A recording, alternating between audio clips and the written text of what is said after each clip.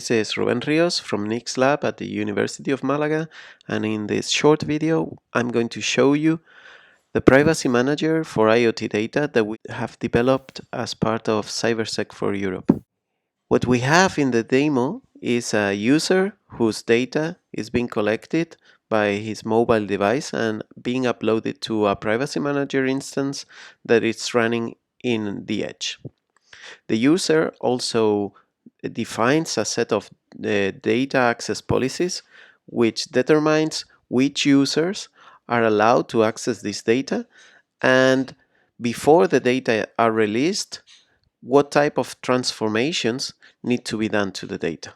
Okay, so after the privacy manager has been uploaded to a net-ready device like this Kubernetes one, the user needs to perform some configuration in the software.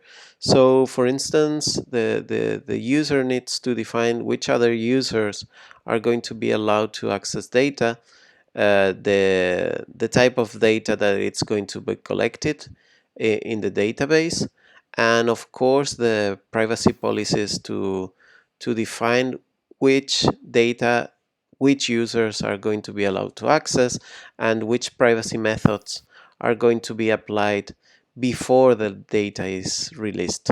So for instance here, and the example I'm going to show is that the owner of the data is allowed to access the location information exactly, the exact coordinates, while the admin user is only allowed to access twice this data for some time, and once the data is released, it will be released with some small noise to the data just to cover the location information, and any other type of user will be not allowed to obtain this data.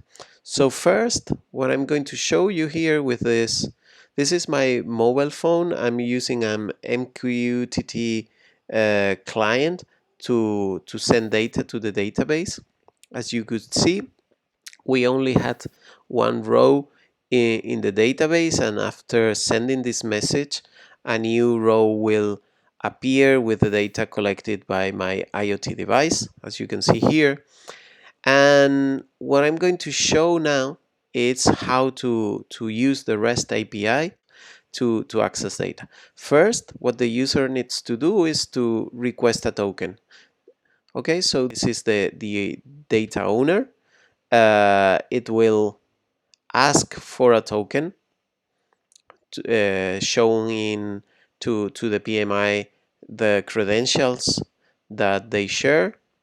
And after getting this token, the user can use this token to submit some queries. Okay, so for instance, what I've done here is to prepare the queries with the right tokens, not to waste much time.